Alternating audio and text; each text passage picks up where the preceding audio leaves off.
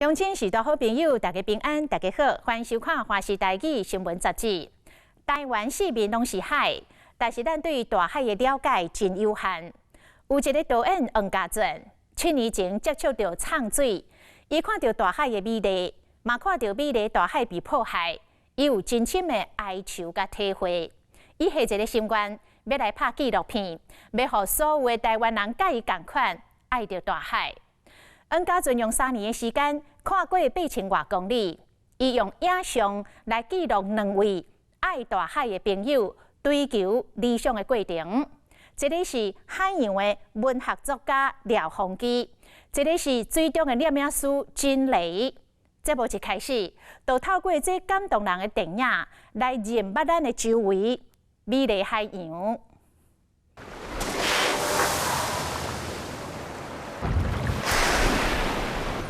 伫大海内面的时候，喷出水雾，有时浮就水面，有时闯入水内。伊是海洋的歌唱家大石经，俗称海剑。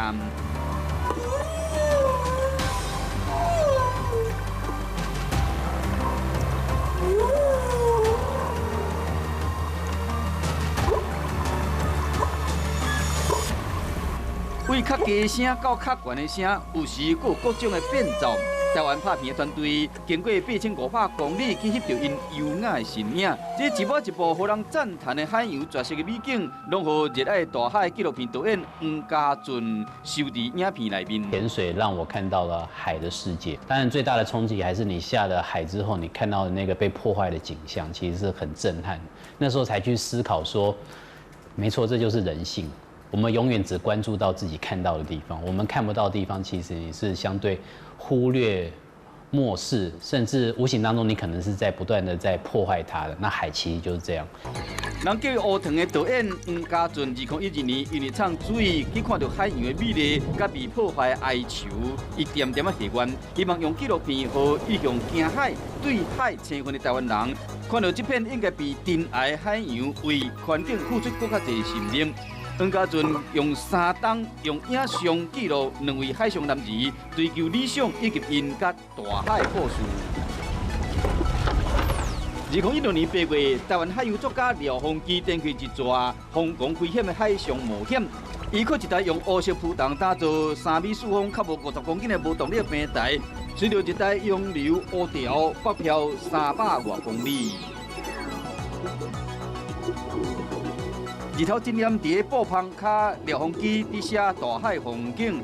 乌条属于全世界第2大洋流，为菲律宾一路向北，经过台湾东部海域，搁到日本。乌条带来温暖的海水，嘛是鱼群洄游的重要的路线，更是台湾永续的天然资源。随着乌条漂流，廖鸿基是台湾第1个人。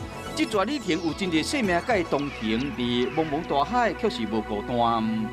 大概有这么大的鱼，有这么小的鱼，有一大群的，然后他们以平台为家，那我也以平台为家啊，我们一起漂流啊，那么近距离，那么无利害关系的一场漂流，它只是一个起步了。我相信有了这个计划之后，慢慢的引起台湾社会对黑潮的重视以后，应该投入的研究或者探索会更多吧。前后144点钟的漂流，虽然过程中有拄到暴风雨，却嘛互人见识到海底世界美丽甲奇妙。伫航程的第4天，平静海面上引起一阵水影，一台探风船出现啊！载着廖鸿基真久无看到的宝贝查某囝。欧比爸，你辛苦了，漂流团队辛苦了。我真的觉得这计划真的很棒，然后现在看到你英勇的站在海上，真的是我觉得不虚此行。我相信我们这一船都有这么感同身受的，就希望你们的漂流都啊，好感人，蛮落寞。真无简单，这个做老爸压着查某囝的手，廖鸿基心情特别激动。面对大影的凶险，拢唔惊，却伫这个时阵感动到流目屎。这一年来，伊总是希望查某囝有一天会使了解做老爸的人，做海洋教育的心情。一直很想让他知道我在海上做什么了，因为他过去一直不大赞成我到海上去。他们不希望你受苦，他们不希望你走不对的方向，他们是善意的。那我又想说，对啊，他们再大的善意都无法代替我走这一辈子。妇女在海上握手本来就是一个很少见的画面吧，就透过这样的一个在海上握手这样的形式，我想那是一个彻底的和解吧。这份甲查某囝的感情契合，最后伫温暖的乌潮内有圆满的幸福。热爱探索大海廖鸿基35岁决定到海上做船员，并且将经验化为文字，和台湾海洋文学新的养分。41岁时，更加成立乌潮海洋文教基金会，希望唤醒台湾的海洋精神。他让我知道也许这辈子最大的价值就是在耕耘这一块，因为它的宽，因为它的深，让我的探索了，对海洋的探索，它不会有尽头，而且我知道它对台湾是有意义的。在台湾过去跟海的不合理状况之下，台湾非常需要海洋进来转过头来看见海，转过头来也许就有海阔天空的机会。每个生命的冲突、意外跟挫折，一定有它的意义跟价值。如果你就放弃了，其实你看不到那最后的风景。坚持下去，生命就会有可能有不同的诠释的样貌出现。所以海洋只是一个象征，在这次的片子里面，它只是一个自由的象征，一个对个人对生命渴求的一种象征。我相信每个人都有一片海，那个海也许在不同的地方。伫海中，甲这海洋做伙游，伊是41岁金蕊，爸母拢是生物学家，本身嘛是读生物相关的科系。自细汉就热爱自然生态，本来以山林研究为主的伊，2001年到花莲做兵，大海就惊入伊的性命。我那时候到花莲的第3天，我就到黑潮自己去敲门说：“我没有办法来当志工，然后跟你们出海做解说啦，做调查这些事情。”对，然后谁知道敲了门之后就栽到现，就栽下去，就栽到现在。对海洋内面大型生物真入迷，金蕊变成台湾头一位水下鲸豚摄影家。10多年来，伊到世界各地翕鲸豚上水的瞬间。不过2017年有一摆甲海峡近距离接触，会永远难忘。他其实也不是要来撞你，其实对他们来说，触碰是很重要的社交行为。他真的是想要来碰你。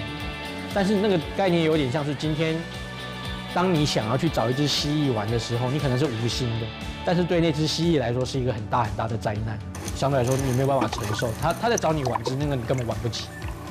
伫14到15公尺长、东有40栋的这个海峡边啊，人类变到有够渺小。这摆意外互金蕊入院2礼拜，是讲翕鲸豚的风险无影响伊对大海狂热。每一年，伊拢会到南太平洋的东加王国去报道翕海峡甲伊的囝。随着金蕊脚步纪录片拍片的团队，捌甲18只的海蛤伫海中伫游，嘛捌伫台湾的东海岸见证海鸥甲鲨鱼鲸甲港连续出现。毋那全美震撼的大海风光电影嘛，刻画出2位身为老爸爱海的人，因甲家庭动人的故事。这次拍摄，我面临一个生命上最大的一个转折点，就是我变成了一个父亲。那个时候，其实我对作品的诠释就有开始不同的视野。剪接的时候，把很多在过去拍摄的时候没有看到的那些很重要的点拉出来，例如父亲这个角色。对我们家的小孩来说，就是对他们就已经知道说，他爸每一年有一段时间就是不知道跑到哪里去，你用那个视讯来看，他这边是白天，我那边是晚上的地方。对他们来说，他们不知道在哪里。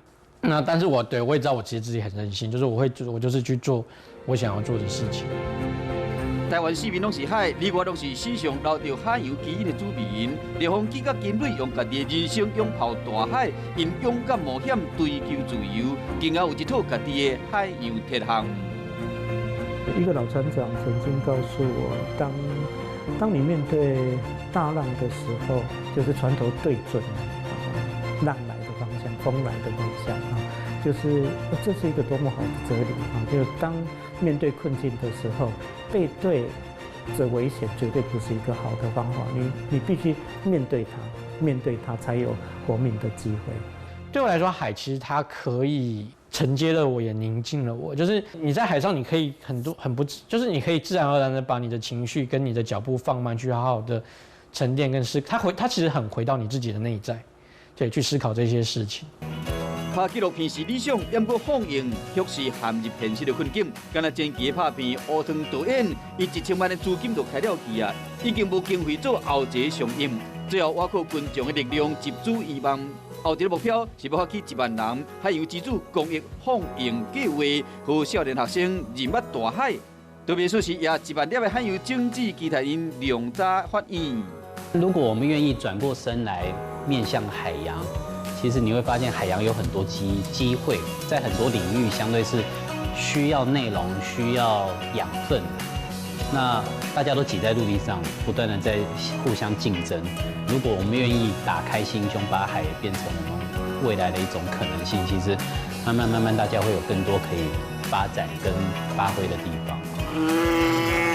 纪录片的团队将这支美丽海洋电影当作是献予这座海岛上个珍贵的礼物，期待用影像和台湾人唔通搁惊海，而是爱面向大海，以海为骄傲，看见大海美好，同时嘛正视伊被破坏的现况，并且共同用行动来甲保护。